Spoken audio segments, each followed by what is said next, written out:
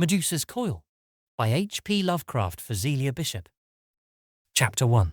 The drive toward Cape Girardeau had been through unfamiliar country, and as the late afternoon light grew golden and half dreamlike, I realized that I must have directions if I expected to reach the town before night. I did not care to be wandering about these bleak southern Missouri lowlands after dark, for roads were poor and the November cold rather formidable in an open roadster. Black clouds, too, were massing on the horizon, so I looked about among the long, grey and blue shadows that streaked the flat, brownish fields, hoping to glimpse some house where I might get the needed information. It was a lonely and deserted country, but at last I spied a roof among a clump of trees near the small river on my right, perhaps a full half-mile from the road, and probably reachable by some path or drive which I would presently come upon. In the absence of any nearer dwelling, I resolved to try my luck there, and was glad when the bushes by the roadside revealed the ruin of a carved stone gateway, covered with dry, dead vines and choked with undergrowth, which explained why I had not been able to trace the path across the fields in my first distant view. I saw that I could not drive the car in, so I parked it very carefully near the gate where a thick evergreen would shield it in case of rain, and got out for the long walk to the house. Traversing that brush-grown path in the gathering twilight, I was conscious of a distinct sense of foreboding, probably induced by the air of sinister decay hovering about the gate and the former driveway. From the carvings on the old stone pillars, I inferred that this place was once an estate of manorial dignity, and I could clearly see that the driveway had originally boasted guardian lines of linden trees, some of which had died, while others had lost their special identity among the wild scrub growths of the region. As I ploughed onward, cockwaburrs and stickers clung to my clothes, and I began to wonder whether the place could be inhabited after all. Was I tramping on a vain errand? For a moment I was tempted to go back and try some farm farther along the road, when a view of the house ahead aroused my curiosity and stimulated my venturesome spirit. There was something provocatively fascinating in the tree-girt, decrepit pile before me, for it spoke of the graces and spaciousness of a bygone era and a far more southerly environment. It was a typical wooden plantation house of the classic early 19th century pattern, with 2.5 stories and a great Ionic portico whose pillars reached up as far as the attic and supported a triangular pediment. Its state of decay was extreme and obvious, one of the vast columns having rotted and fallen to the ground, while the upper piazza or balcony had sagged dangerously low. Other buildings, I judged, had formerly stood near it. As I mounted the broad stone steps to the low porch and the carved and fan-lighted doorway, I felt distinctly nervous, and started to light a cigarette, desisting when I saw how dry and inflammable everything about me was. Though now convinced that the house was deserted, I nevertheless hesitated to violate its dignity without knocking, so tugged at the rusty iron knocker until I could get it to move, and finally set up a cautious rapping which seemed to make the whole place shake and rattle. There was no response, yet once more I plied the cumbrous, creaking device as much to dispel the sense of unholy silence and solitude as to arouse any possible occupant of the ruin. Somewhere near the river I heard the mournful note of a dove, and it seemed as if the coursing water itself were faintly audible. Half in a dream, I seized and rattled the ancient latch, and finally gave the great 6-panelled door a frank trying. It was unlocked, as I could see in a moment, and though it stuck and grated on its hinges, I began to push it open, stepping through it into a vast shadowy hall as I did so. But the moment I took this step I regretted it. It was not that a legion of spectres confronted me in that dim and dusty hall with the ghostly empire furniture, but that I knew all at once that the place was not deserted at all. There was a creaking on the great curved staircase, and the sound of faltering footsteps slowly descending. Then I saw a tall, bent figure silhouetted for an instant against the great Palladian window on the landing. My first start of terror was soon over, and as the figure descended the final flight, I was ready to greet the householder whose privacy I had invaded. In the semi-darkness I could see him reach in his pocket for a match. There came a flare as he lighted a small kerosene lamp which stood on a rickety console table near the foot of the stairs. In the feeble glow was revealed the stooping figure of a very tall, emaciated old man, disordered as to dress and unshaved as to face, yet for all that with the bearing and expression of a gentleman. I did not wait for him to speak, but at once began to explain my presence. "You'll pardon my coming in like this, but when my knocking didn't raise anybody, I concluded that no one lived here. What I wanted originally was to know the right road to Cape Girardeau, the shortest road, that is. I wanted to get there before dark, but now, of course." As I paused, the man spoke, in exactly the cultivated tone I had expected, and with a mellow accent as unmistakably southern as the house he inhabited. "Rather, you must pardon me for not answering your knock more promptly. I live in a very retired way, and am not usually expecting visitors. At first I thought you were a mere curiosity seeker. Then when you knocked again I started to answer, but I am not well and have to move very slowly. Spinal neuritis, very troublesome case. But as for your getting to town before dark, it's plain you can't do that. The road you are on, for I suppose you came from the gate, isn't the best or shortest way. What you must do is to take your first left after you leave the gate, that is, the first real road to your left. There are 3 or 4 cart paths you can ignore, but you can't mistake the real road because of the extra large willow tree on the right just opposite it. Then when you've turned, keep on past 2 roads and turn to the right along the 3rd. After that." Perplexed by these elaborate directions, confusing things indeed to a total stranger, I could not help interrupting. "Please wait a moment. How can I follow all these clues in pitch darkness, without ever having been near here before, and with only an indifferent pair of headlights to tell me what is and what isn't a road? Besides, I think it's going to storm pretty soon, and my car is an open one. It looks as if I were in a bad fix if I want to get to Cape Girardeau tonight. The fact is, I don't think I'd better try to make it. I don't like to impose burdens or anything like that, but in view of the circumstances, do you suppose you could put me up for the night? I won't be any trouble, no meals or anything. Just let me have a corner to sleep in till daylight, and I'm all right. I can leave the car in the road where it is a bit of wet weather won't hurt it if worst comes to worst." As I made my sudden request, I could see the old man's face lose its former expression of quiet resignation and take on an odd, surprised look. "Sleep here?" He seemed so astonished at my request that I repeated it. "Yes, why not? I assure you I won't be any trouble. What else can I do? I'm a stranger hereabouts. These roads are a labyrinth in the dark, and I'll wager it'll be raining torrents outside of an hour." This time it was my host's turn to interrupt, and as he did so I could feel a peculiar quality in his deep, musical voice. "A stranger, of course you must be, else you wouldn't think of sleeping here, wouldn't think of coming here at all. People don't come here nowadays."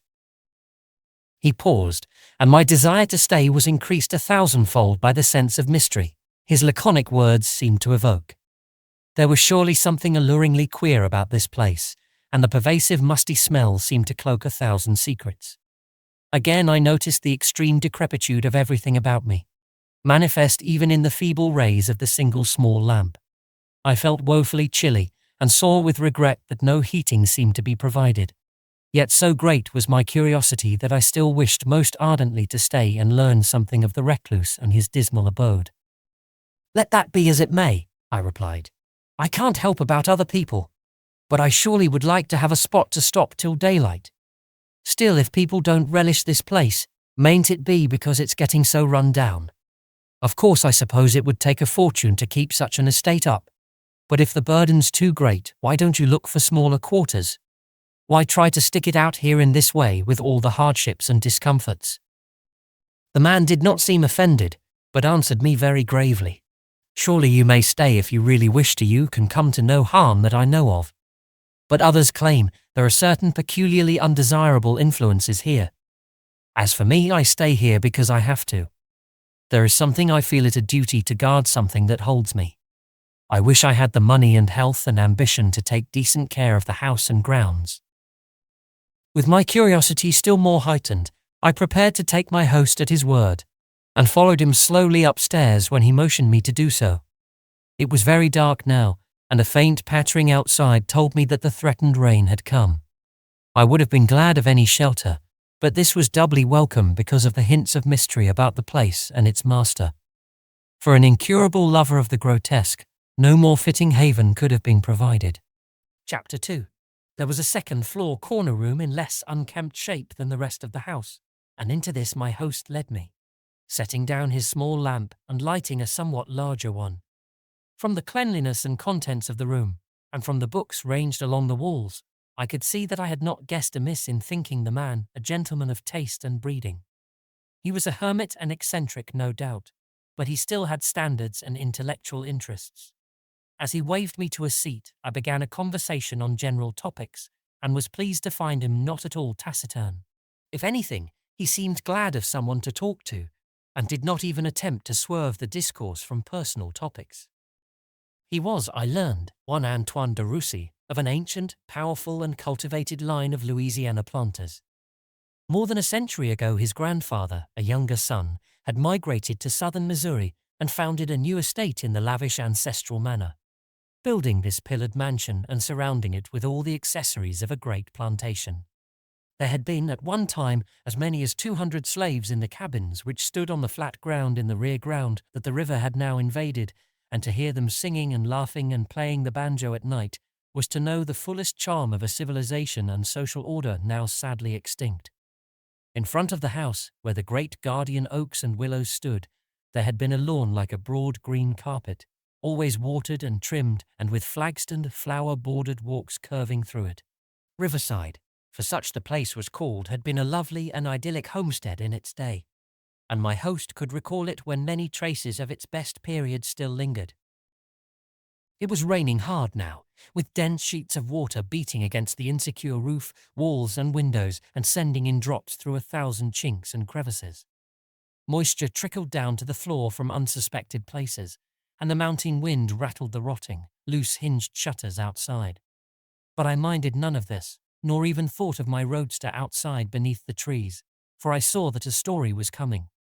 Incited to reminiscence, my host made a move to show me to sleeping quarters, but kept on recalling the older, better days.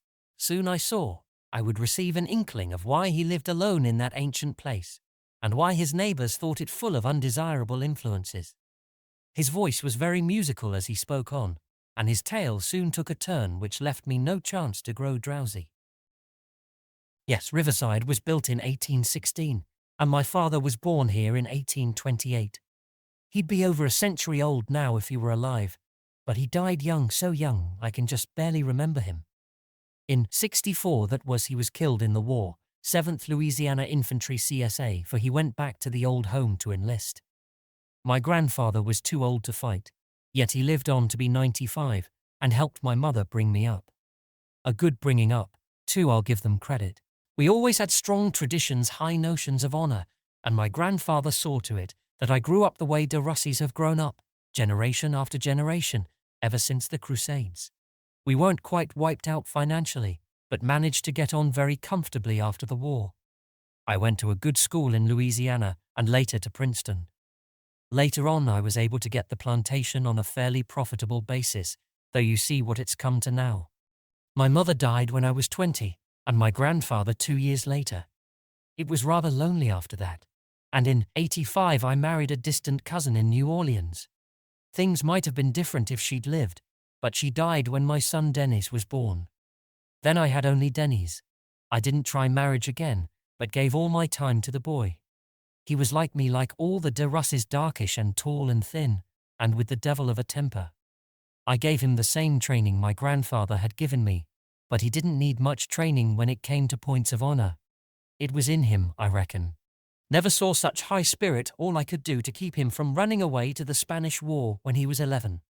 Romantic young devil, too full of high notions you'd call him Victorian. Now no trouble at all to make him let the African wenches alone. I sent him to the same school I'd gone to, and to Princeton too. He was class of 1909. In the end, he decided to be a doctor, and went a year to the Harvard Medical School. Then he hit on the idea of keeping to the old French tradition of the family, and argued me into sending him across to the Sorbonne. I did, and proudly enough, though I knew how lonely I'd be with him so far off. Would to God I hadn't. I thought he was the safest kind of a boy to be in Paris. He had a room in the Rue Saint-Jacques that's near the university in the Latin Quarter, but according to his letters and his friends, he didn't cut up with the gayer dogs at all. The people he knew were mostly young fellows from home, serious students and artists who thought more of their work than of striking attitudes and painting the town red. But of course there were lots of fellows who were on a sort of dividing line between serious studies and the devil. The aesthetes, the decadents, you know. Experimenters in life and sensation, the Baudelaire kind of a chap. Naturally, Denny's ran up against a good many of these and saw a good deal of their life. They had all sorts of crazy circles and cults, imitation, devil worship, fake black masses, and the like.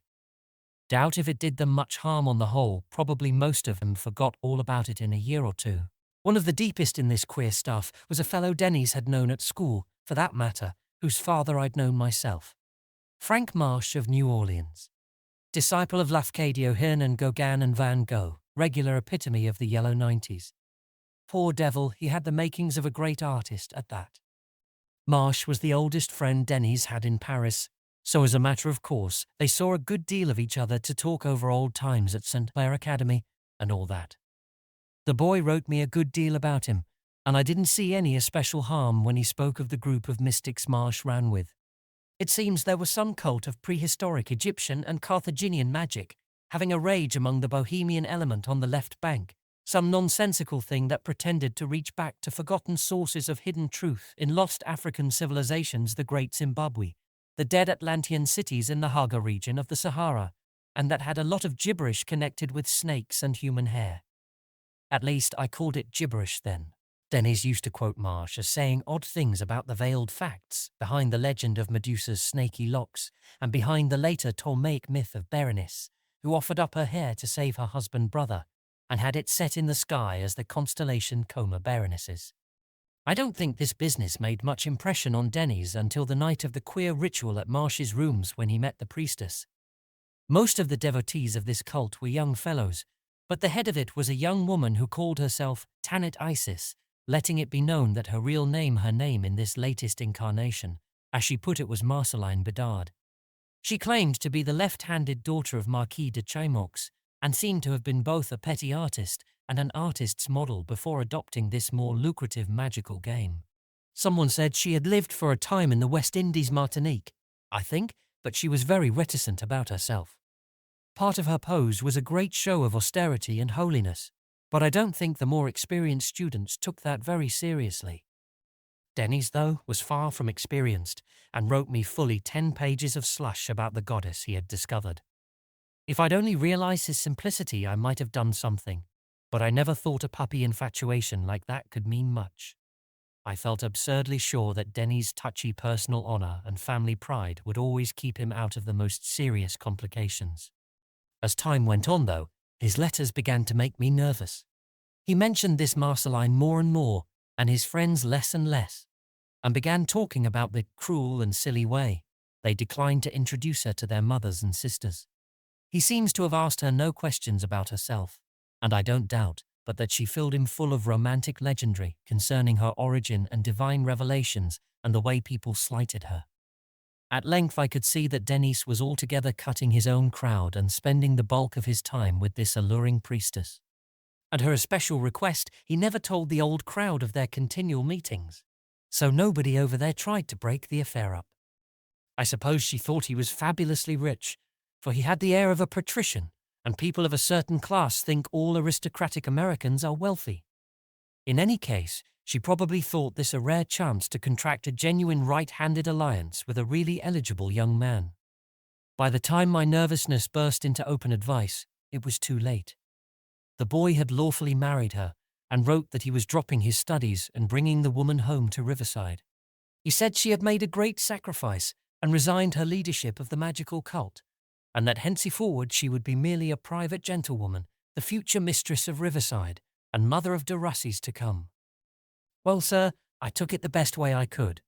I knew that sophisticated continentals have different standards from our old American ones, and anyway, I really knew nothing against the woman. A charlatan perhaps, but why necessarily any worse? I suppose I tried to keep as naive as possible about such things in those days for the boy's sake.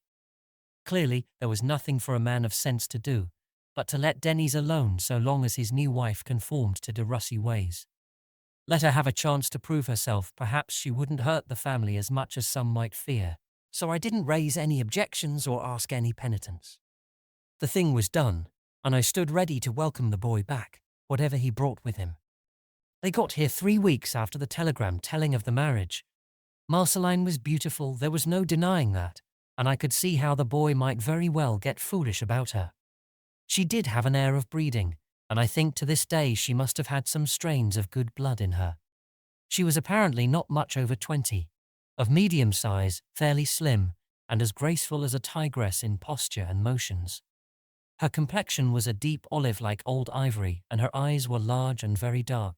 She had small, classically regular features, though not quite clean-cut enough to suit my taste, and the most singular head of jet black hair that I ever saw.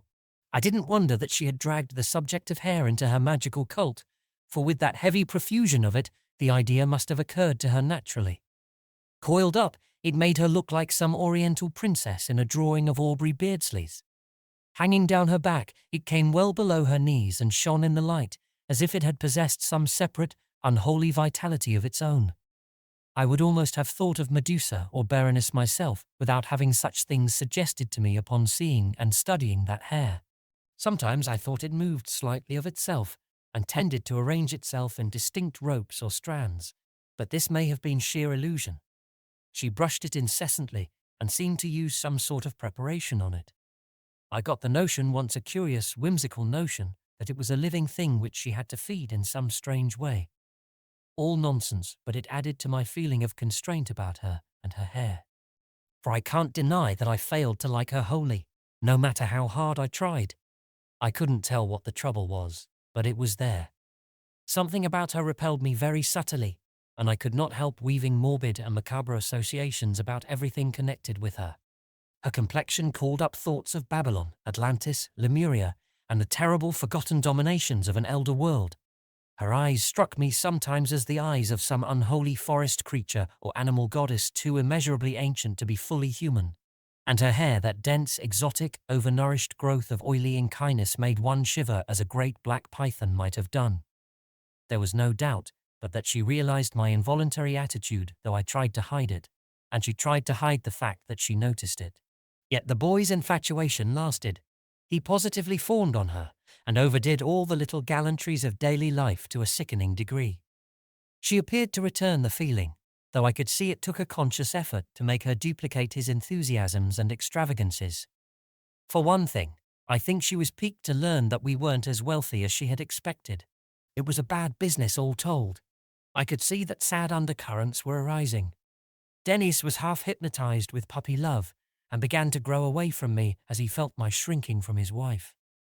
This kind of thing went on for months, and I saw that I was losing my only son, the boy who had formed the center of all my thoughts and acts for the past quarter century.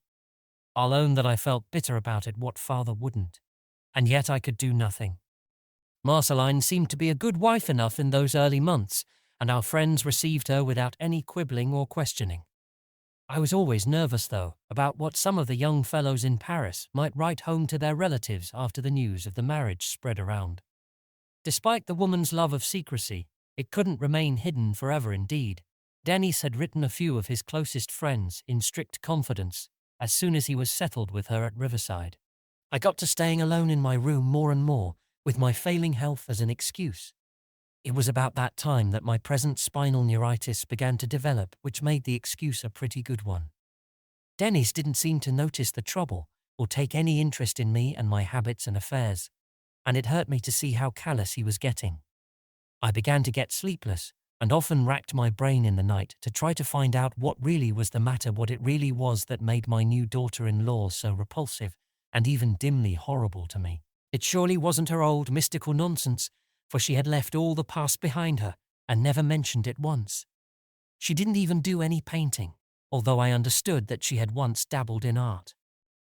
Oddly, the only ones who seemed to share my uneasiness were the servants.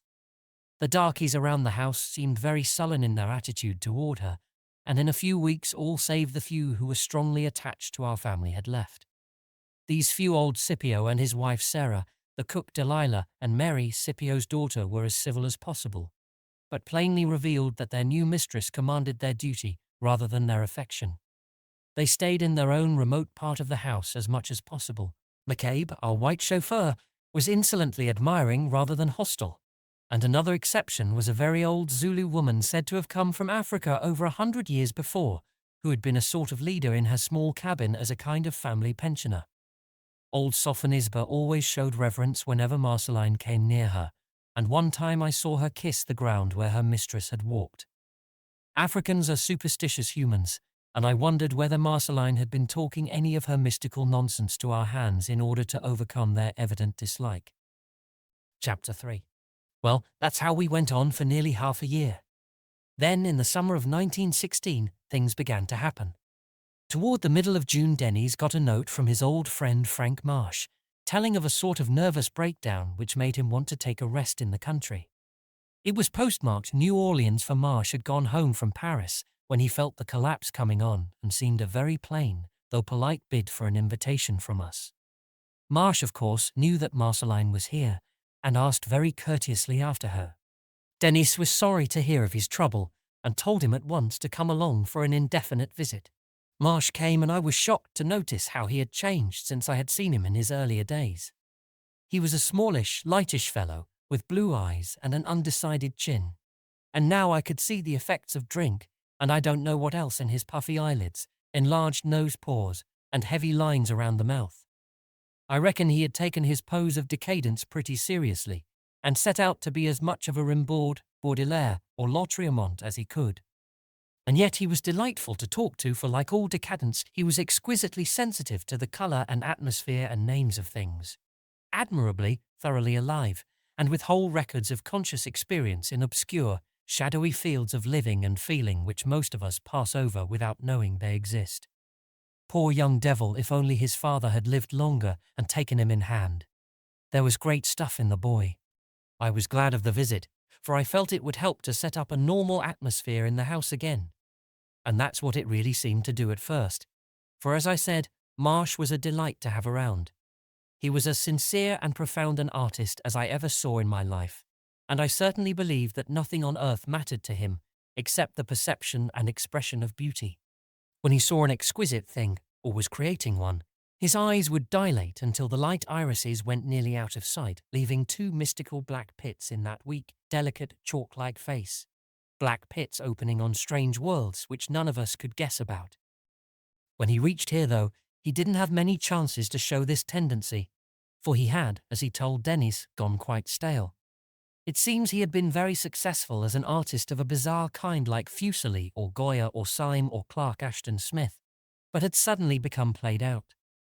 The world of ordinary things around him had ceased to hold anything he could recognize as beauty, that is, of enough force and poignancy to arouse his creative faculty. He had often been this way before, all decadents are, but this time he could not invent any new, strange, or outre sensation or experience which would supply the needed illusion of fresh beauty or stimulatingly adventurous expectancy. He was like a Dirtle or a Des Esseintes at the most jaded point of his curious orbit. Marceline was away when Marsh arrived. She hadn't been enthusiastic about his coming, and had refused to decline an invitation from some of our friends in St. Louis, which came about that time for her and Dennis. Dennis, of course, stayed to receive his guest, but Marceline had gone on alone. It was the first time they had ever been separated, and I hoped the interval would help to dispel the sort of daze that was making such a fool of the boy. Marceline showed no hurry to get back, but seemed to me to prolong her absence as much as she could. Dennis stood it better than one would have expected from such a doting husband, and seemed more like his old self as he talked over other days with Marsh and tried to cheer the listless aesthete up. It was Marsh who seemed most impatient to see the woman, perhaps because he thought her strange beauty, or some phase of the mysticism which had gone into her one-time magical cult, might help to reawaken his interest in things and give him another start toward artistic creation. That there was no baser reason, I was absolutely certain from what I knew of Marsh's character. With all his weaknesses, he was a gentleman, and it had indeed relieved me when I first learned that he wanted to come here, because his willingness to accept Denny's hospitality proved that there was no reason why he shouldn't. When at last Marceline did return, I could see that Marsh was tremendously affected. He did not attempt to make her talk of the bizarre thing which she had so definitely abandoned, but was unable to hide a powerful admiration which kept his eyes, now dilated in that curious way for the first time during his visit, riveted to her every moment she was in the room. She, however, seemed uneasy rather than pleased by his steady scrutiny, That is, she seemed so at first, though this feeling of hers wore away in a few days, and left the two on a basis of the most cordial and voluble congeniality. I could see Marsh studying her constantly when he thought no one was watching, and I wondered how long it would be that only the artist, and not the primitive man, would be aroused by her mysterious graces. Dennis naturally felt some irritation at this turn of affairs, though he realized that his guest was a man of honor, and that, as kindred mystics and aesthetes, Marceline and Marsh would naturally have things and interests to discuss in which a more or less conventional person could have no part. He didn't hold anything against anybody, but merely regretted that his own imagination was too limited and traditional to let him talk with Marceline as Marsh talked. At this stage of things I began to see more of the boy. With his wife otherwise busy, he had time to remember that he had a father, and a father who was ready to help him in any sort of perplexity or difficulty. We often sat together on the veranda watching Marsh and Marceline as they rode up or down the drive on horseback, or played tennis on the court that used to stretch south of the house. They talked mostly in French, which Marsh, though he hadn't more than a quarter portion of French blood, handled more glibly than either Denny's or I could speak it.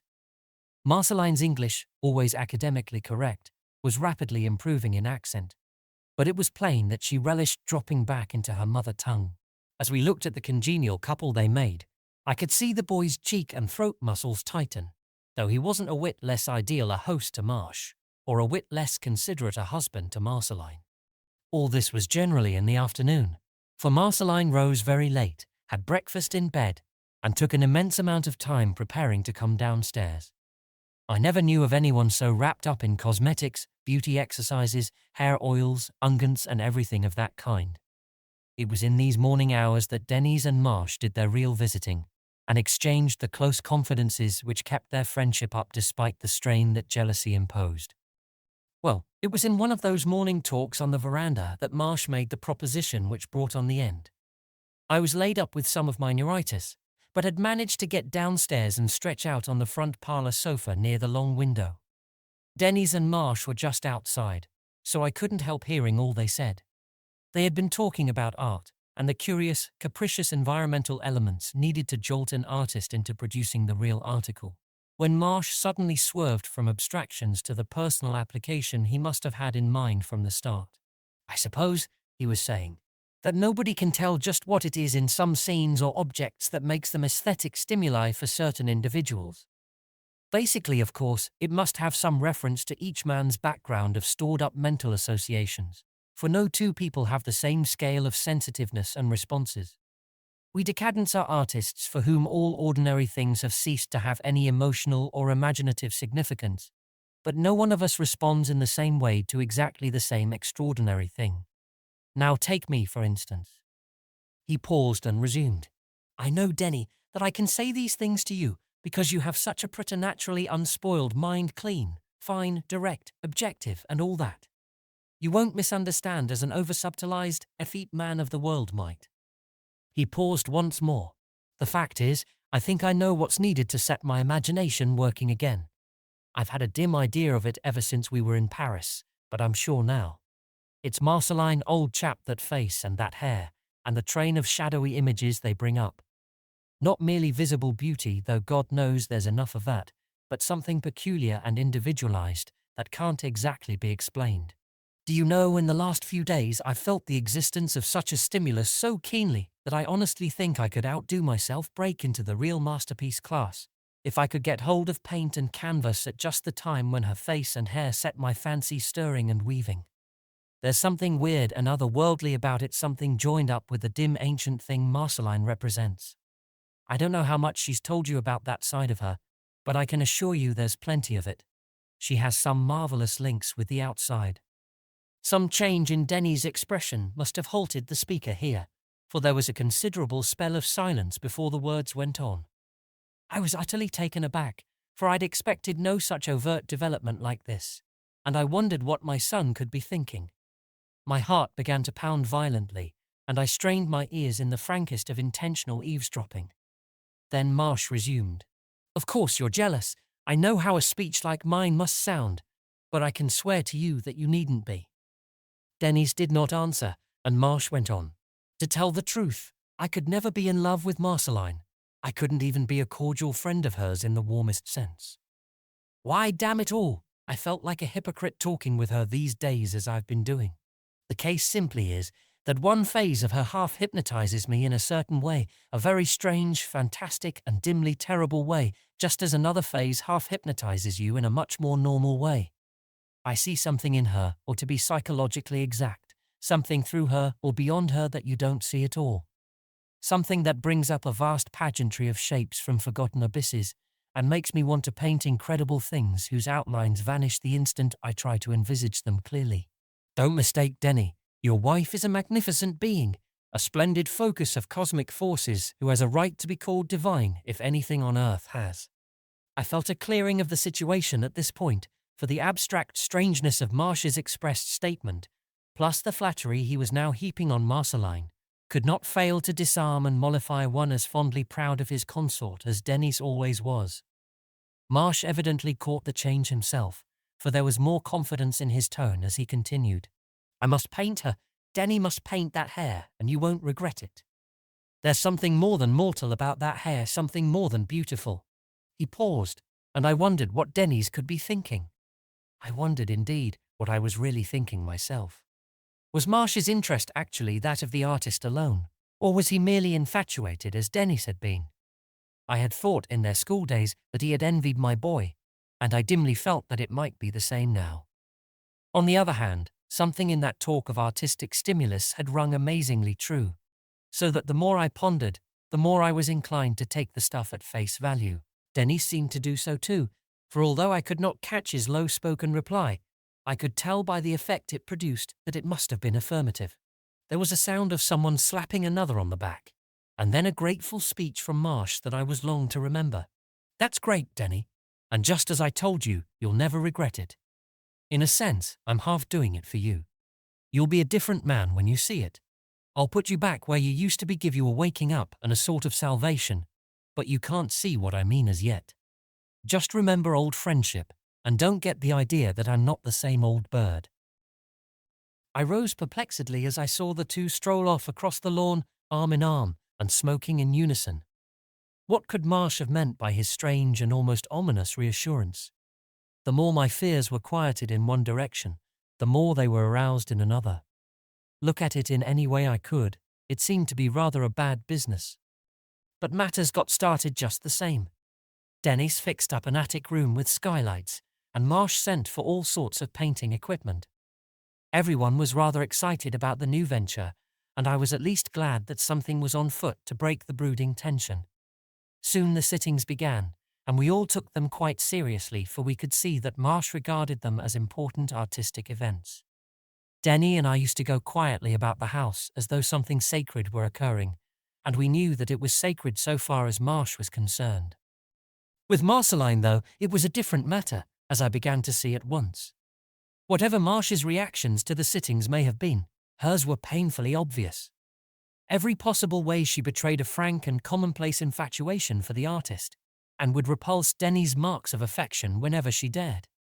Oddly, I noticed this more vividly than Denny's himself, and tried to devise some plan for keeping the boy's mind easy until the matter could be straightened out. There was no use in having him excited about it if it could be helped. In the end, I decided that Denny's had better be away while the disagreeable situation existed. I could represent his interests well enough at this end, and sooner or later Marsh would finish the picture and go. My view of Marsh's honor was such that I did not look for any worse developments. When the matter had blown over, and Marceline had forgotten about her new infatuation, it would be time enough to have Denny's on hand again. So I wrote a long letter to my marketing and financial agent in New York, and cooked up a plan to have the boy summoned there for an indefinite time. I had the agent write him that our affairs absolutely required one of us to go east, and of course my illness made it clear that I could not be the one. It was arranged that when Denny's got to New York, he would find enough plausible matters to keep him busy as long as I thought he ought to be away. The plan worked perfectly, and Denny's started for New York without the least suspicion. Marceline and Marsh going with him in the car to Cape Girardeau, where he caught the afternoon train to St. Louis. They returned about dark, and as McCabe drove the car back to the stables, I could hear them talking on the veranda in those same chairs near the long parlor window where Marsh and Denny's had sat when I overheard them talk about the portrait. This time I resolved to do some intentional eavesdropping, so quietly went down to the front parlor and stretched out on the sofa near the window. At first I could not hear anything, but very shortly there came a sound as of a chair being shifted, followed by a short, sharp breath and a sort of inarticulately hurt exclamation from Marceline. Then I heard Marsh speaking in a strained, almost formal voice. "I'd enjoy working tonight if you're not too tired." Marceline's reply was in the same hurt tone which had marked her exclamation. She used English as he had done. "Oh, Frank, is that really all you care about? Forever working? Can't we just sit out in this glorious moonlight?" He answered impatiently, his voice showing a certain contempt beneath the dominant quality of artistic enthusiasm. "Moonlight? Good God, what cheap sentimentality! For a supposedly sophisticated person, you surely do hang on to some of the crudest claptrap that ever escaped from the dime novels. With art at your elbow, you have to think of the moon cheap as a spotlight at the varieties. Or perhaps it makes you think of the Rudmer's dance around the stone pillars at Coil. Hell, how you used to make those goggle-eyed yaps stare. But no, I suppose you've dropped all that now. No more Atlantean magic or hair snake rites for Madame de Russi. I'm the only one to remember the old things, the things that came down through the temples of Tanit and echoed on the ramparts of Zimbabwe. But I won't be cheated of that remembrance, all that is weaving itself into the thing on my canvas, the thing that is going to capture wonder and crystallize the secrets of 75,000 years." Marceline interrupted in a voice full of mixed emotions. "It's you who are cheaply sentimental now. You know well that the old things had better be let alone. All of you had better look out if ever I chant the old rites or try to call up what lies hidden in Yogoth, Zimbabwe and Arlaye. I thought you had more sense. You lack logic. You want me to be interested in this precious painting of yours, yet you never let me see what you're doing. Always that black cloth over it. It's of me, I shouldn't think it would matter if I saw it." Marsh was interrupting this time, his voice curiously hard and strained. "No, not now. You'll see it in due course of time. You say it's of you, yes, it's that, but it's more. If you knew, you mightn't be so impatient. Poor Denny's, my God, it's a shame." My throat went suddenly dry as the words rose to an almost febrile pitch. What could Marsh mean? Suddenly I saw that he had stopped and was entering the house alone. I heard the front door slam and listened as his footsteps ascended the stairs. Outside on the veranda I could still hear Marceline's heavy, angry breathing. I crept away sick at heart, feeling that there were grave things to ferret out before I could safely let Denny's come back. After that evening the tension around the place was even worse than before. Marceline had always lived on flattery and fawning, and the shock of those few blunt words from Marsh was too much for her temperament. There was no living in the house with her any more, for with poor Denny's gone, she took out her abusiveness on everybody. When she could find no one indoors to quarrel with, she would go out to Sophonisba's cabin and spend hours talking with the queer old Zulu woman. Aunt Sophie was the only person who would fawn abjectly enough to suit her, and when I tried once to overhear their conversation, I found Marceline whispering about elder secrets and unknown Kadath, while the African rocked to and fro in her chair, making inarticulate sounds of reverence and admiration every now and then. But nothing could break her dog-like infatuation for Marsh. She would talk bitterly and sullenly to him, yet was getting more and more obedient to his wishes. It was very convenient for him, since he now became able to make her pose for the picture whenever he felt like painting. He tried to show gratitude for this willingness, but I thought I could detect a kind of contempt or even loathing beneath his careful politeness. For my part, I frankly hated Marceline. There was no use in calling my attitude anything as mild as mere dislike these days. Certainly, I was glad Dennis was away. His letters, not nearly so frequent as I wished, showed signs of strain and worry. As the middle of August went by, I gathered from Marsh's remarks that the portrait was nearly done. His mood seemed increasingly sardonic, though Marceline's temper improved a bit as the prospect of seeing the thing tickled her vanity. I can still recall the day when Marsh said he'd have everything finished within a week. Marceline brightened up perceptibly, though not without a venomous look at me. It seemed as if her coiled hair visibly tightened about her head. I'm to be the first to see it, she snapped. Then, smiling at Marsh, she said, and if I don't like it, I shall slash it to pieces. Marsh's face took on the most curious look I have ever seen it wear as he answered her. I can't vouch for your taste, Marceline, but I swear it will be magnificent. Not that I want to take much credit, art creates itself, and this thing had to be done. Just wait. During the next few days I felt a queer sense of foreboding, as if the completion of the picture meant a kind of catastrophe instead of a relief. Dennis, too, had not written me, and my agent in New York said he was planning some trip to the country. I wondered what the outcome of the whole thing would be. What a queer mixture of elements, Marsh and Marceline, Dennis and I. How would all these ultimately react on one another? When my fears grew too great, I tried to lay them all to my infirmity, but that explanation never quite satisfied me. Chapter 4. Well, the thing exploded on Tuesday, the 26th of August. I had risen at my usual time and had breakfast, but was not good for much because of the pain in my spine. It had been troubling me badly of late and forcing me to take opiates when it got too unbearable. Nobody else was downstairs except the servants, though I could hear Marceline moving about in her room. Marsh slept in the attic next his studio and had begun to keep such late hours that he was seldom up till noon. About 10 o'clock the pain got the better of me, so that I took a double dose of my opiate and lay down on the parlour sofa. The last I heard was Marceline's pacing overhead. Poor creature, if I had known.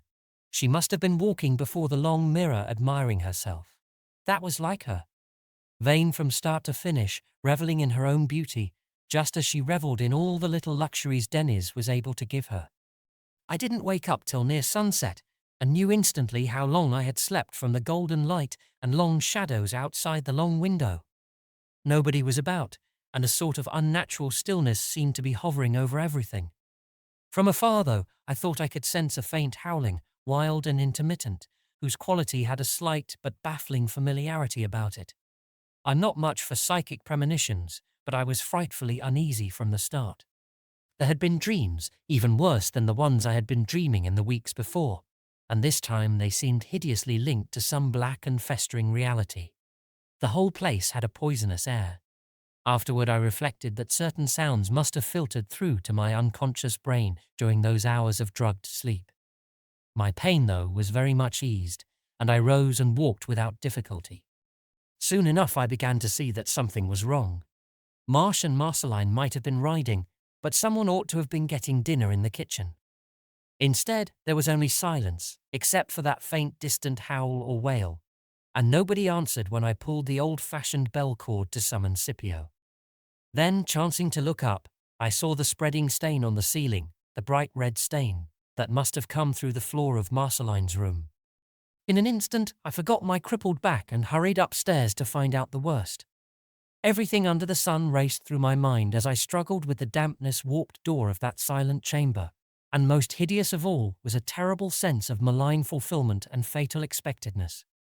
I had, it struck me, known all along that nameless horrors were gathering, that something profoundly and cosmically evil had gained a foothold under my roof from which only blood and tragedy could result. The door gave at last, and I stumbled into the large room beyond, all dim from the branches of the great trees outside the windows. For a moment I could do nothing but flinch at the faint evil odour that immediately struck my nostrils. Then, turning on the electric light and glancing around, I glimpsed a nameless blasphemy on the yellow and blue rug. It lay face down in a great pool of dark, thickened blood, and had the gory print of a shod human foot in the middle of its naked back. Blood was spattered everywhere, on the walls, furniture, and floor. My knees gave way as I took in the sight, so that I had to stumble to a chair and slump down.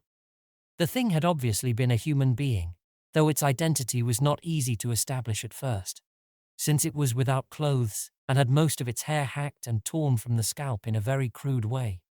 It was of a deep ivory colour, and I knew that it must have been Marceline. The shoe print on the back made the thing seem all the more hellish. I could not even picture the strange, loathsome tragedy which must have taken place while I slept in the room below. When I raised my hand to wipe my dripping forehead, I saw that my fingers were sticky with blood. I shuddered, then realized that it must have come from the knob of the door which the unknown murderer had forced shut behind him as he left. He had taken his weapon with him, it seemed, for no instrument of death was visible here. As I studied the floor, I saw that a line of sticky footprints like the one on the body led away from the horror to the door. There was another blood trail too, and of a less easily explainable kind. A broadish, continuous line, as if marking the path of some huge snake. At first I concluded it must be due to something the murderer had dragged after him. Then, noting the way some of the footprints seemed to be superimposed on it, I was forced to believe that it had been there when the murderer left. But what crawling entity could have been in that room, with the victim and her assassin, leaving before the killer when the deed was done? As I asked myself this question, I thought I heard fresh bursts of that faint, distant wailing. Finally, rousing myself from a lethargy of horror, I got on my feet again and began following the footprints. Who the murderer was, I could not even faintly guess, nor could I try to explain the absence of the servants. I vaguely felt that I ought to go up to Marsh's attic quarters, but before I had fully formulated the idea, I saw that the bloody trail was indeed taking me there. Was he himself the murderer? Had he gone mad under the strain of the morbid situation and suddenly run amok? In the attic corridor, the trail became faint, the prints almost ceasing as they merged with the dark carpet. I could still, however, discern the strange single path of the entity who had gone first, and this led straight to the closed door of Marsh's studio, disappearing beneath it at a point about halfway from side to side. Evidently, it had crossed the threshold at a time when the door was wide open. Sick at heart, I tried the knob and found the door unlocked. Opening it, I paused in the waning north light to see what fresh nightmare might be awaiting me. There was certainly something human on the floor, and I reached for the switch to turn on the chandelier. But as the light flashed up, my gaze left the floor and its horror, that was Marsh, poor devil, to fix itself frantically and incredulously upon the living thing that cowered and stared in the open doorway leading to Marsh's bedroom. It was a tousled, wild-eyed thing, crusted with dried blood and carrying in its hand a wicked machete which had been one of the ornaments of the studio wall. Yet even in that awful moment I recognized it as one whom I had thought more than 1,000 miles away. It was my own boy Denny's, or the maddened wreck which had once been Denny's.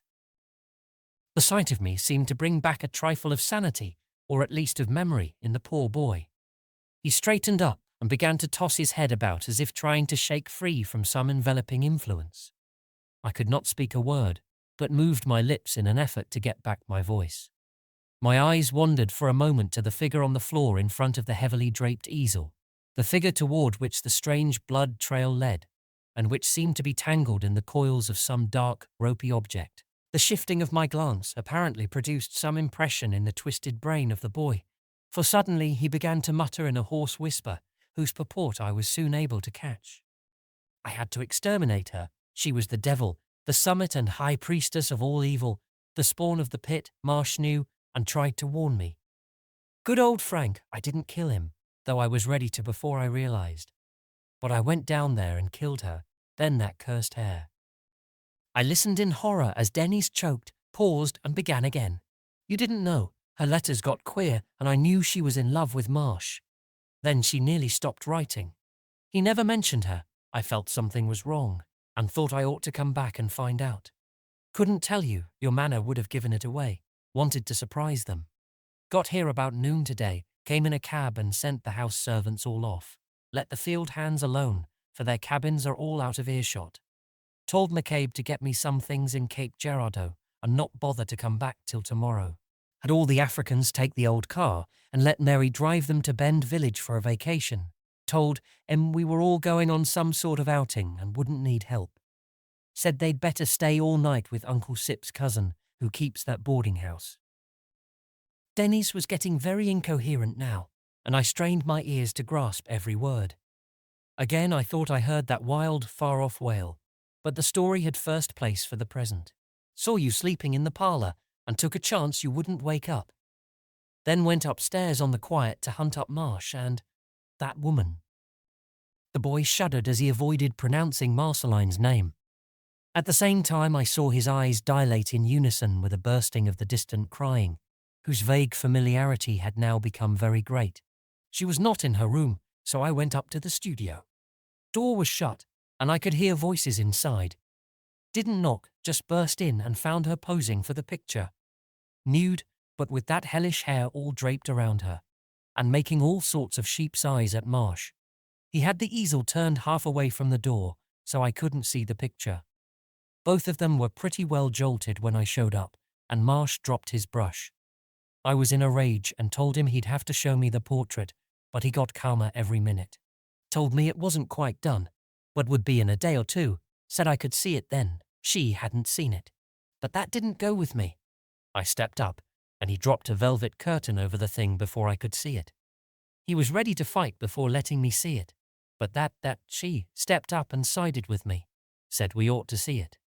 Frank got horribly worked up and gave me a punch when I tried to get at the curtain. I punched back and seemed to have knocked him out. Then I was almost knocked out myself by the shriek that creature gave. She'd drawn aside the hangings herself and had caught a look at what Marsh had been painting. I wheeled around and saw her rushing like mad out of the room. Then I saw the picture. Madness flared up in the boy's eyes again as he got to this place, and I thought for a minute he was going to spring at me with his machete. But after a pause, he partly steadied himself. "Oh God, that thing, don't ever look at it. Burn it with the hangings around it and throw the ashes into the river." Marsh knew and was warning me. He knew what it was, what that woman, that leopardess or gorgon or lamia, or whatever she was, actually represented. He'd tried to hint to me ever since I met her in his Paris studio, but it couldn't be told in words.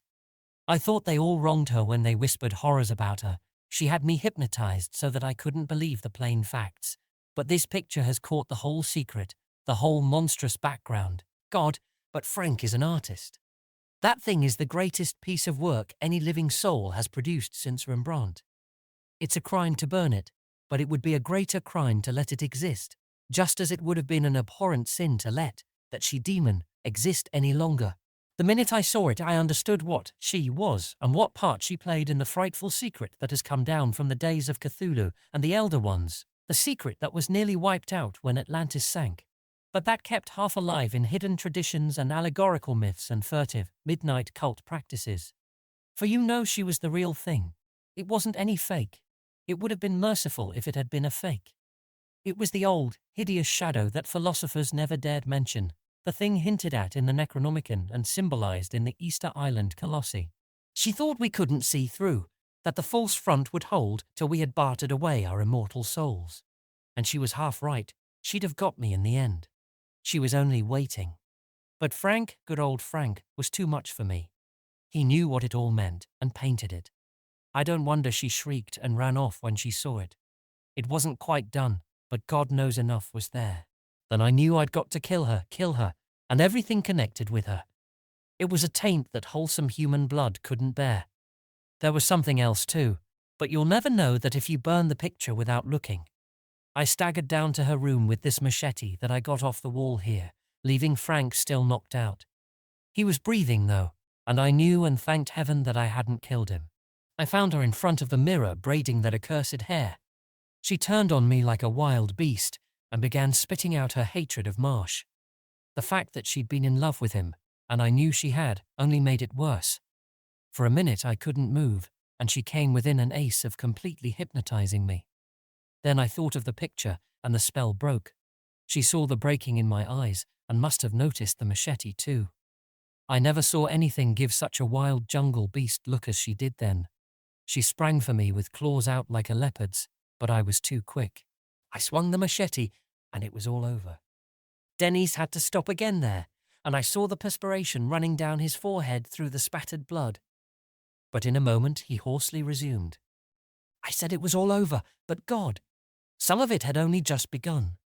I felt I had fought the legions of Satan and put my foot on the back of the thing I had annihilated. Then I saw that blasphemous braid of coarse black hair begin to twist and squirm of itself. I might have known it. It was all in the old tales. That damnable hair had a life of its own that couldn't be ended by killing the creature itself. I knew I'd have to burn it, so I started to hack it off with the machete. God, but it was devilish work. Tough like iron wires, but I managed to do it. And it was loathsome the way the big braid writhed and struggled in my grasp. About the time I had the last strand cut, or pulled off, I heard that eldritch wailing from behind the house. You know, it's still going off and on. I don't know what it is, but it must be something springing from this hellish business. It half seems like something I ought to know, but can't quite place. It got my nerves the first time I heard it, and I dropped the severed braid in my fright. Then I got a worse fright, for in another second the braid had turned on me and began to strike venomously with one of its ends, which had knotted itself up like a sort of grotesque head. I struck out with a machete, and it turned away. Then, when I had my breath again, I saw that the monstrous thing was crawling along the floor by itself like a great black snake. I couldn't do anything for a while, but when it vanished through the door, I managed to pull myself together and stumble after it. I could follow the broad, bloody trail, and I saw it led upstairs. It brought me here, and may heaven curse me if I didn't see it through the doorway, striking at poor dazed Marsh like a maddened rattler as it had struck at me, finally coiling around him as a python would. He had begun to come to, but that abominable serpent thing got him before he was on his feet. I knew that all of that woman's hatred was behind it, but I hadn't the power to pull it off. I tried, but it was too much for me. Even the machete was no good. I couldn't swing it freely, or it would have slashed Frank to pieces. So I saw those monstrous coils tighten, saw poor Frank crushed to death before my eyes, and all the time that awful faint howling came from somewhere beyond the fields. That's all. I pulled the velvet cloth over the picture and hope it'll never be lifted. The thing must be burnt. I couldn't pry the coils off poor dead Frank. They cling to him like a leech and seem to have lost their motion altogether. It's as if that snaky rope of hair has a kind of perverse fondness for the man it killed. It's clinging to him, embracing him.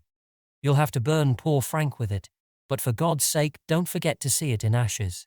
That and the picture. They must both go. The safety of the world demands that they go.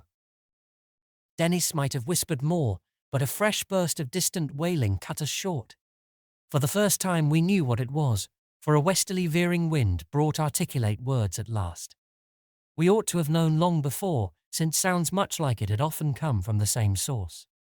It was wrinkled Sophonisba, the ancient Zulu witch woman who had fawned on Marceline, keening from her cabin in a way which crowned the horrors of this nightmare tragedy. We could both hear some of the things she howled, and knew that secret and primordial bonds linked this savage sorceress with that other inheritor of elder secrets who had just been extirpated. Some of the words she used betrayed her closeness to demonic and Paleogean traditions.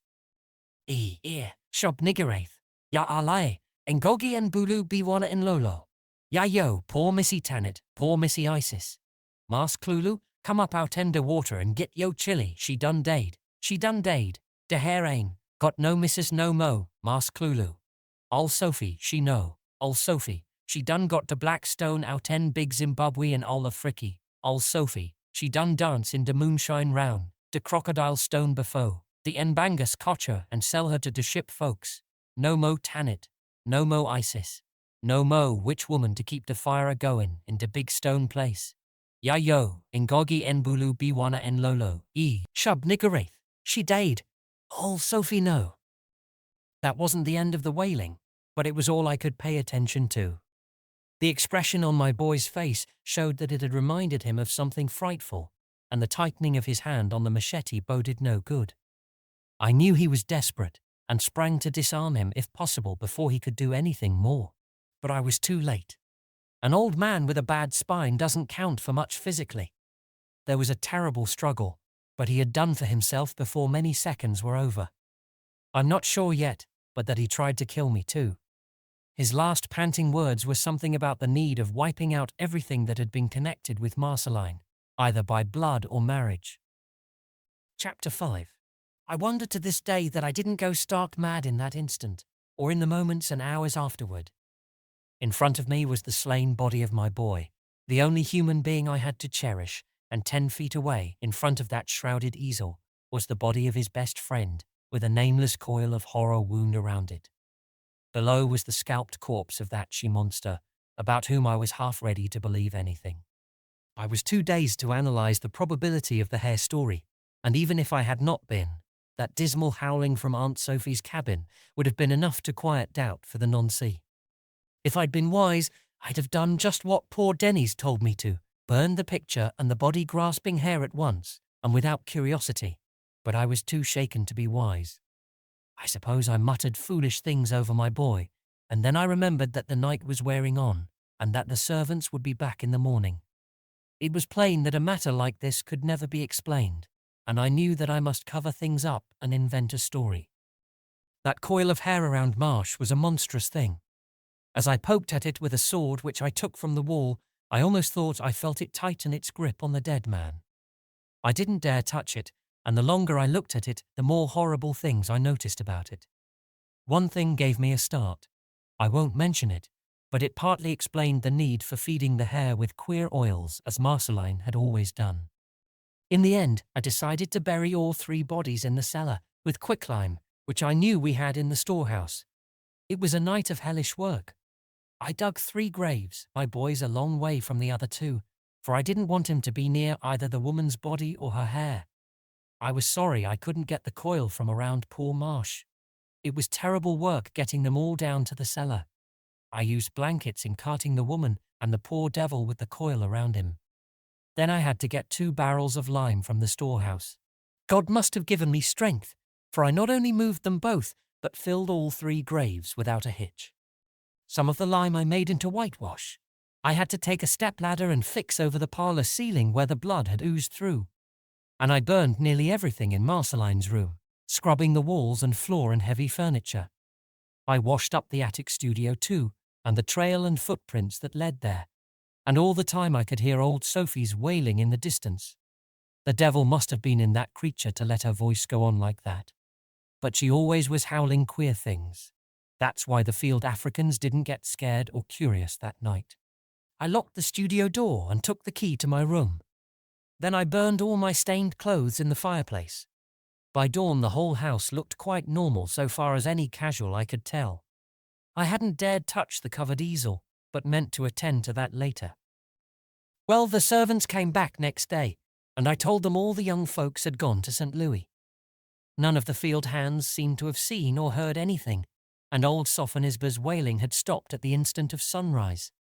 She was like a sphinx after that, and never let out a word of what had been on her brooding witch brain the day and night before.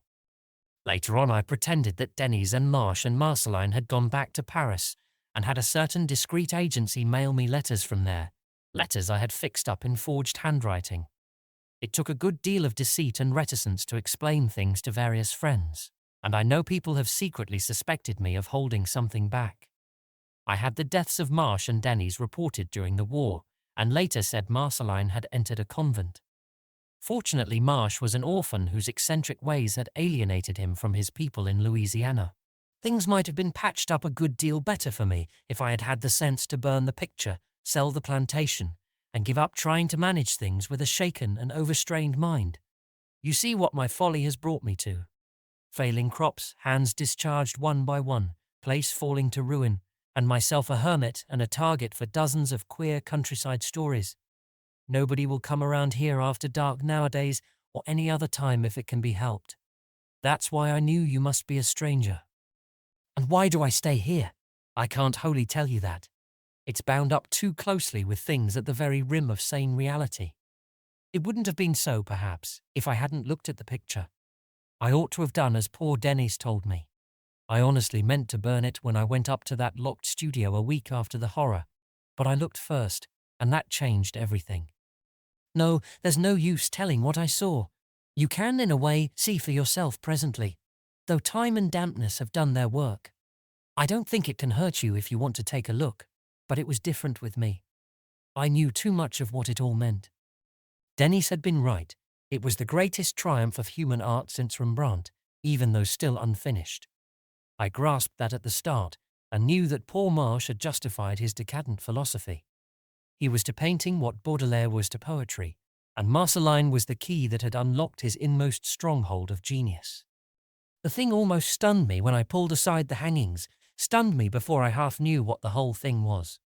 You know, it's only partly a portrait. Marsh had been pretty literal when he hinted that he wasn't painting Marceline alone, but what he saw through her and beyond her.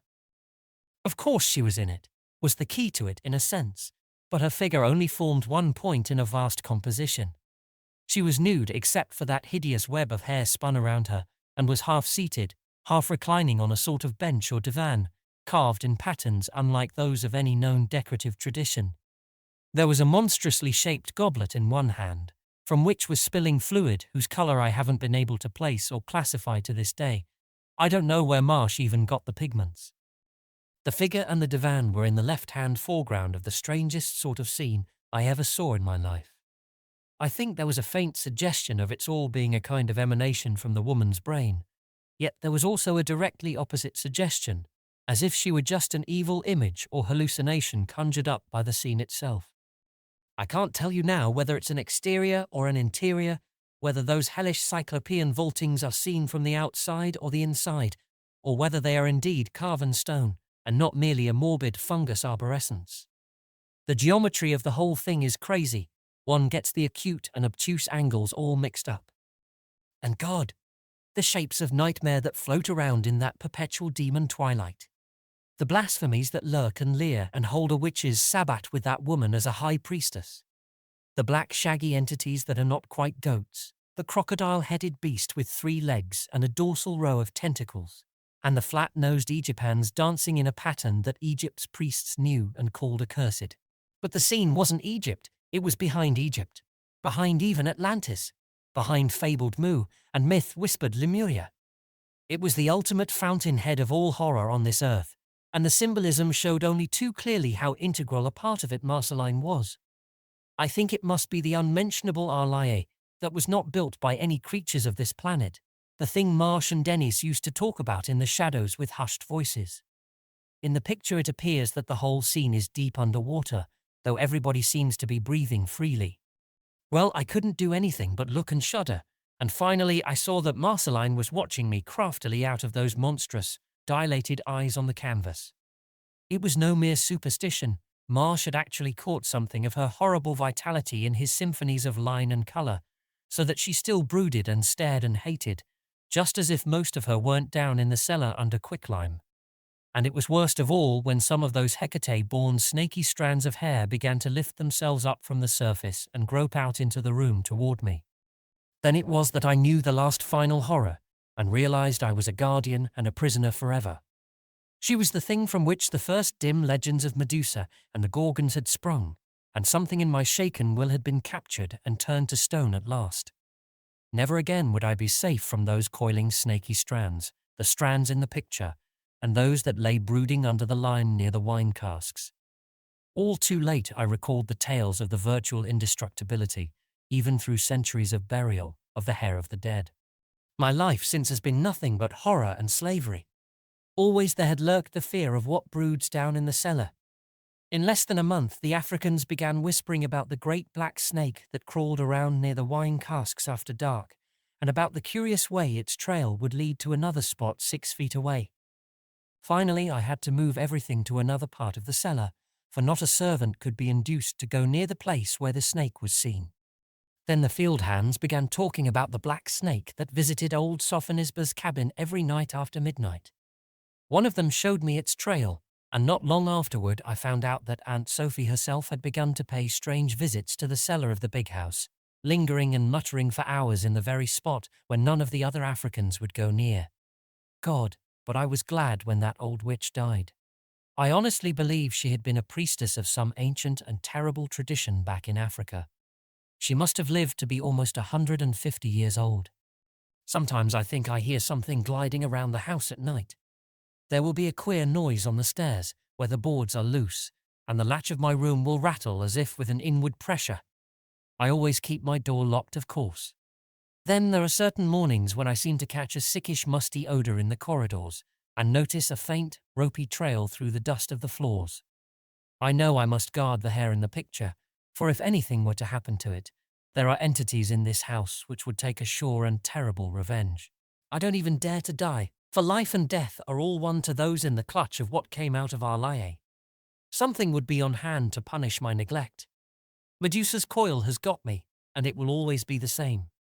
Never mix up with secret and ultimate horror, young man, if you value your immortal soul. Chapter 6. As the old man finished his story, I saw that the small lamp had long since burned dry, and that the large one was nearly empty. It must, I knew, be near dawn. and my ears told me that the storm was over. The tale had held me in a half-daze, and I almost feared to glance at the door lest it reveal an inward pressure from some unnameable source. It would be hard to say which had the greatest hold on me, stark horror, incredulity, or a kind of morbid, fantastic curiosity. I was wholly beyond speech and had to wait for my strange host to break the spell. "Do you want to see the thing?" His voice was very low and hesitant, and I saw he was tremendously in earnest. Of my various emotions, curiosity gained the upper hand, and I nodded silently. He rose, lighting a candle on a nearby table and holding it high before him as he opened the door. "Come with me upstairs." I dreaded to brave those musty corridors again, but fascination downed all my qualms. The boards creaked beneath our feet, and I trembled once when I thought I saw a faint, rope-like line traced in the dust near the staircase. The steps of the attic were noisy and rickety, with several of the treads missing. I was just glad of the need of looking sharply to my footing, for it gave me an excuse not to glance about. The attic corridor was pitch black and heavily cobwebbed, and inch-deep with dust, except where a beaten trail led to a door on the left at the farther end. As I noticed the rotting remains of a thick carpet, I thought of the other feet which had pressed it in bygone decades of these, and of one thing which did not have feet. The old man took me straight to the door at the end of the beaten path, and fumbled a second with a rusty latch. I was acutely frightened now that I knew the picture was so close, yet dared not retreat at this stage. In another moment my host was ushering me into the deserted studio. The candlelight was very faint, yet served to show most of the principal features. I noticed the low, slanting roof, the huge enlarged dormer, the curios and trophies hung on the walls, and most of all, the great shrouded easel in the center of the floor. To that easel Derusi now walked, drawing aside the dusty velvet hangings on the side turned away from me, and motioning me silently to approach.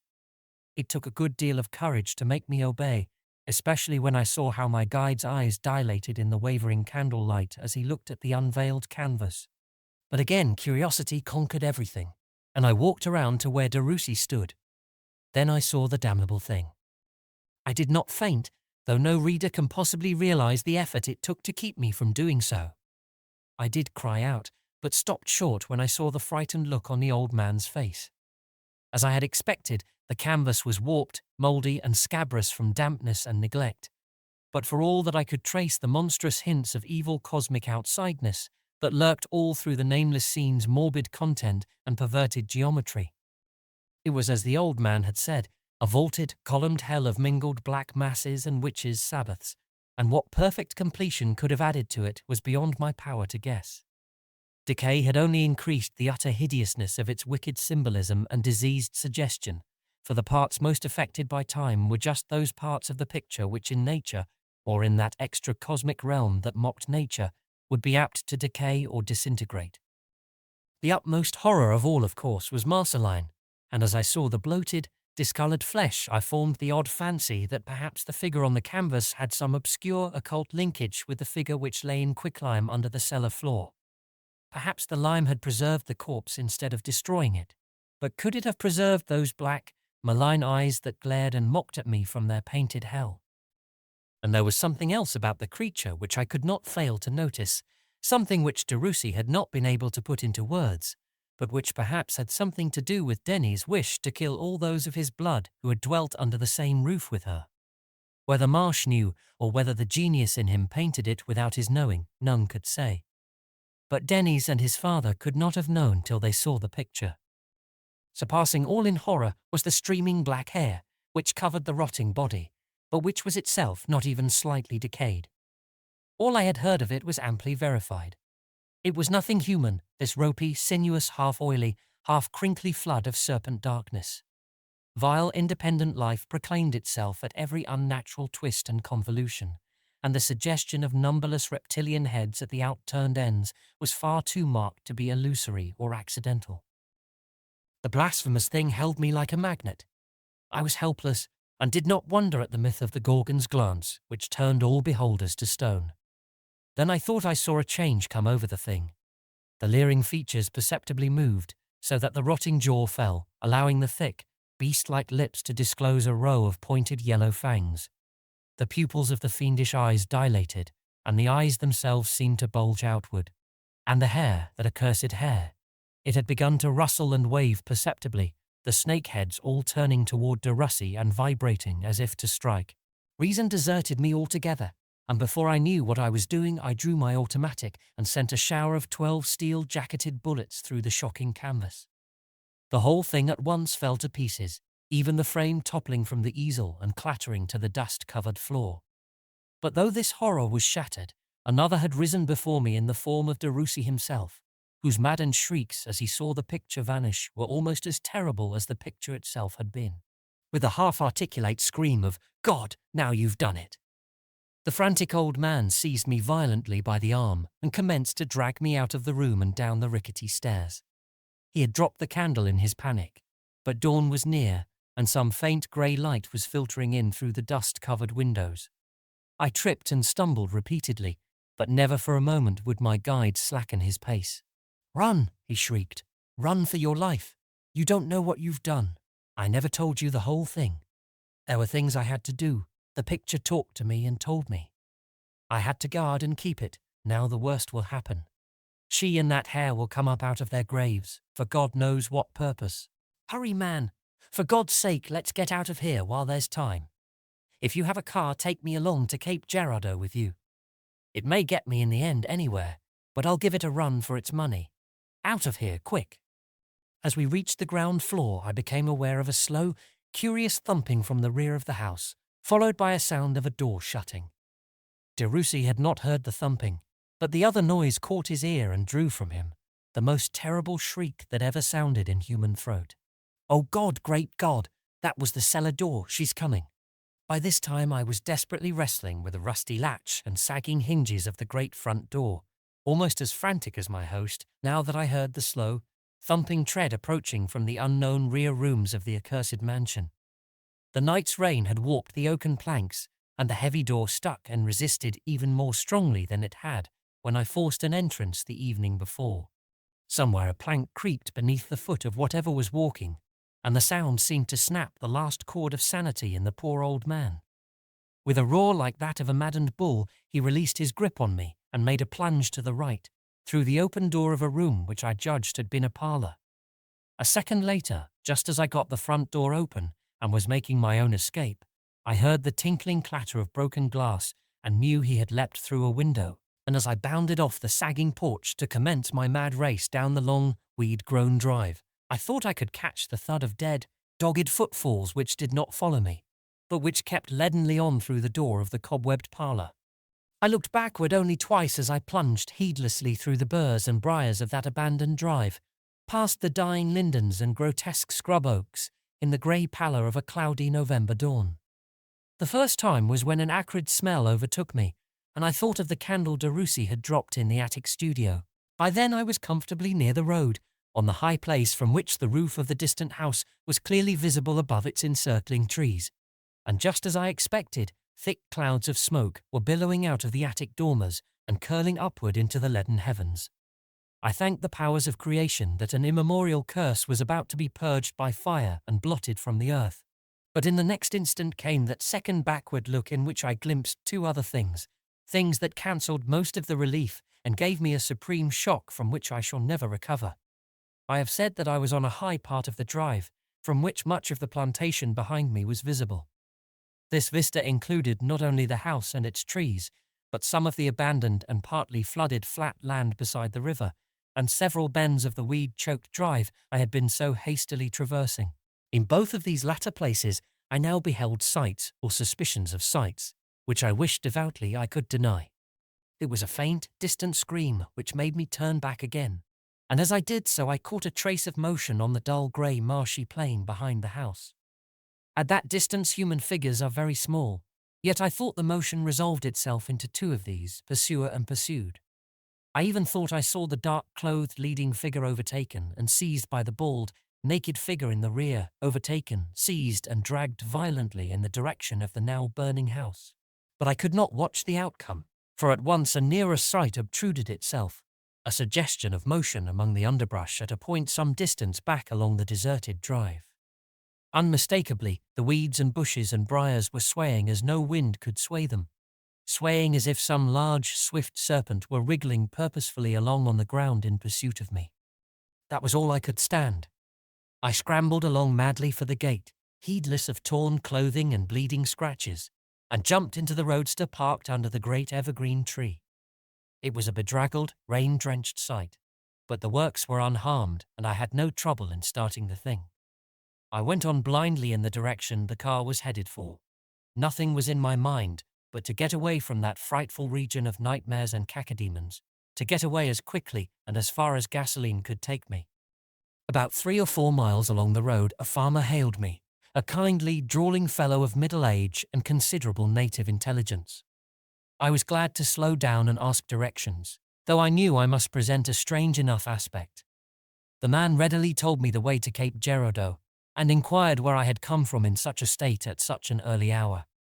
Thinking it best to say little, I merely mentioned that I had been caught in the night's rain and had taken shelter at a nearby farmhouse, afterward losing my way in the underbrush trying to find my car. At a farmhouse, eh? Wonder whose it could have been. Ain't nothing standing this side o' Jim Ferris' place across Barker's Crick, and that's all o' 20 miles by the Rudd. I gave a start and wondered what fresh mystery this portended. Then I asked my informant if he had overlooked the large ruined plantation house whose ancient gate bordered the road not far back. Funny ye say'd recollect that, stranger. Must have been here afore some time. But that house ain't there now. Burnt down 5 or 6 years ago, and they did tell some queer stories about it. I shuddered. You mean Riverside, old man DeRussi's place? Queer goings on there 15 or 20 years ago. Old man's boy married a gal from abroad, and some folks thought she was a mighty odd sort. Didn't like the looks of her. Then she and the boy went off sudden, and later on the old man said he was kilt in the war. But somehow the servants hinted queer things. Got around at last that the old fellow fell in love with the gal himself and killed her and the boy. That place was sure enough haunted by a black snake, mean that what it may. Then 5 or 6 years ago the old man disappeared and the house burned down. Some do say he was burnt up in it. It was a morning, after a rainy night just like this, when lots o' folks heard an awful yellin' across the fields in old DeRussi's voice. When they stopped and looked, they see the house going up in smoke quick as a wink. That place was all like tinder anyhow, rain or no rain. Nobody never seen the old man again, but onc't in a while they tell of the ghost of that big black snake glidin' around. What d'ye make of it anyhow? You seem to have knowed the place. Didn't ye ever hear tell of the DeRusses? What d'ye reckon was the trouble with that gal young Denny's married? She kinda made everybody shiver and feel hateful, though ye couldn't never tell why. I was trying to think, but that process was almost beyond me now. The house burned down years ago. Then where and under what conditions had I passed the night? And why did I know what I knew of these things? Even as I pondered, I saw a hair on my coat sleeve, the short, grey hair of an old man. In the end, I drove on without telling anything. But I did hint that gossip was wronging the poor old planter who had suffered so much. I made it clear, as if from distant but authentic reports wafted among friends, that if anyone was to blame for the trouble at Riverside, it was the woman Marceline. She was not suited to Missouri ways, I said, and it was too bad that Denny's had ever married her. More I did not intimate, for I felt that the DeRusses, with their proudly cherished honor and high, sensitive spirits, would not wish me to say more. They had borne enough, God knows, without the countryside guessing what a demon of the pit, what a gorgon of the elder blasphemies, had come to flaunt their ancient and stainless name. Nor was it right that the neighbors should know that other horror which my strange host of the night could not bring himself to tell me. That horror which he must have learned, as I learned it, from details in the lost masterpiece of poor Frank Marsh. It would be too hideous if they knew that the one-time heiress of Riverside, the accursed Gorgon or Lamia, whose hateful, crinkly coil of serpent hair must even now be brooding and twining vampirically around an artist's skeleton in a lime-packed grave beneath a charred foundation, was faintly, subtly, yet to the eyes of genius unmistakably the scion of Zimbabwe's most primal grovellers. No wonder she owned a link with that old witch-woman Sophonisba, for though in deceitfully slight proportion, Marceline was African.